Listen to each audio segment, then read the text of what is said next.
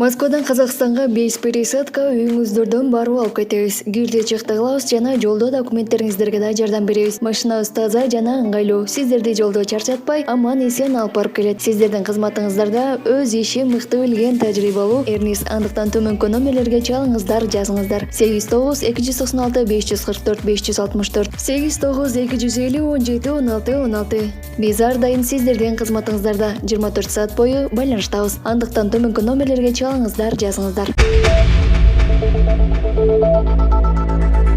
Орусияда Кыргызстандын айдоочулук күбөлүгү менен иштөөгө тыюу салуу сунушталды.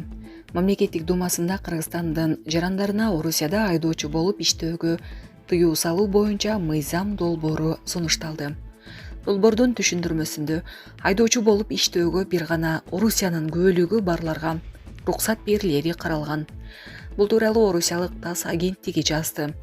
Жол кыймылынын коопсуздугу жөнүндө мыйзамдын азыркы редакциясында Кыргызстандын жана орус тили расмий тил болуп саналган башка өлкөлөрдүн жарандарына Орусия аймагында такси жана автобус айдоочусу болуп иштөөгө уруксат берилген.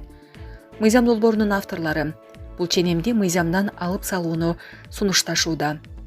Демилгечилер соңку жылдары Орусияда чет өлкөлүк күбөлүгү бар айдоочулардын айынан жагымсыз жагдай түзүлгөнүн белгилешкен.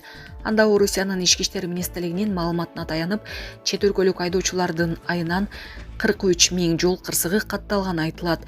Ички иштер министрлигинин дагы бир маалыматы боюнча жол кырсыктарынын көбү Өзбекстандын, Кыргызстандын, Тажикстандын, Армениянын жана Азербайжандын жарандарынын айынан болот деп жазылган мыйзам долбоорунун түшүндүрмөсүндө.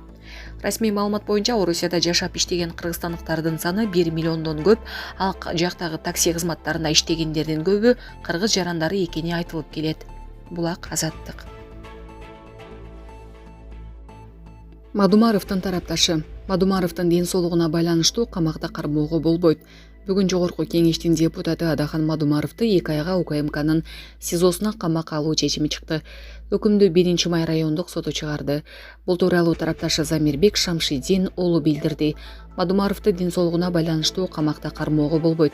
Кант диабети менен ооруйт жана ошондой эле жүрөгүндө кардиостимулятор аппараты коюлган. Алар дайым таза аба жана активдүү кыймылда жүрүүгө мажбур дейт Замирбек Шамшидин уулу. Эске салсак, башкы прокуратуранын жогорку кеңештин депутаты Адахан Мадумаровду жоопко тартуу үчүн тергөө жүргүзүүгө уруксат берүү сунушун парламент каникулга чыгаар алдында колдоп берген. Башкы прокуратура Мадумаровду 2009 жылы Кыргыз-Тажик чек арасы боюнча протоколго кол койгон үчүн жоопко тартууну сунуштап, жогорку кеңеш аны колдоп берген. Булак Назар Ньюс KG. Видеону чыгарам. Жол тескөөчүдөн 6 000 сом алып жаткан жеринен блогер кармалды. Жол тескөөчүдөн сокулукта тартылган видеону чыгарам деп коркутуп пара алып жаткан жеринен блогер кармалды. Бул тууралуу УКМК кабарлады. Маалыматка ылайык, Жумагулова аттуу блогер сокулуктагы мейманканалардын биринин аймагында кызматтык унаанын жүргөндүгү боюнча видео роликти таркатам деп коркутуп, Чүй облустунун жол кыймылынын коопсуздугун камсыздоо башкы башкармалыгынын кызматкеринен 6 000 сом өлчөмүндө акча каражатын талап кылгандыгы аныкталган.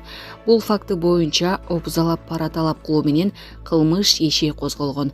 Козголгон кылмыш ишинин алкагында 30 августта ыкчам тергөө иш-чараларынын жүрүшүндө блогер Жумагулова 6 000 сом өлчөмүндөгү акча каражатын алып жаткан жеринен кармалып, УКМКнын тергөө камак жайынын убактылуу кармоочу жайына киргизилди. Учурда тиешелүү ыкчам иликтөө иш-чаралары жүргүзүлүүдө. Булак Супер KG. Токмоктогу компьютердик клубда 17 жаштагы өспүрүм каза болду. Маалыматты Чүй облустук ички иштер башкармалыгынан тастыкташты. 2 сентябрь күнү саат 23:30 Токмок шаарында жайгашкан компьютердик клубда 2006 жылы туулган өспүрүм өзүнүн достору менен ойноп жатып, өзүн жаман сезип, эс учун жоготкон. Аны достору Чүй районунун ооруканасына жеткирип, бирок жандандыруу бөлүмүндө каза болуп калган. Аталган окуя Чүй райондук ички иштер башкармалыгында катталып, тергөөгө чейинки текшерүү иштери башталган. Эмне себептен каза болгондугун тактоо максатында соттук медициналык экспертиза дайындалган. Учурда текшерүү иши жүрүп жатат. Булак Назар Ньюс KG. Айдан кийин күнгө Индия күндү изилдөө үчүн жаңы космостук аппаратын учурду. Индия күндүн сырткы катмарларына байкоо жүргүзүү жана космостук аба ырайына таасир этүүчү күн шамалын изилдөө үчүн космоско Aditya L1 аппаратын учурду. Бул тууралуу чет элдик басылмалар жазып чыгышты. Маалым болгондой, окуя 2 сентябрда болгон. Аппарат жерден 1,5 миллион чакырым алыстыкта жайгашкан L1 Лагранж пунктуна конот. Бул жер менен айдын ортосундагы аралыктан дээрлик 4 эсе көп. Бирок жерден 151 миллион чакырым алыстыкта турган күндүн өзүнө чейинки аралыктын 1/1 бөлүгүн гана түзөт. Индиянын космостук изилдөө уюму билдиргендей, Aditya L1 аппаратынын белгиленген аймакка жетишине 4 ай керек.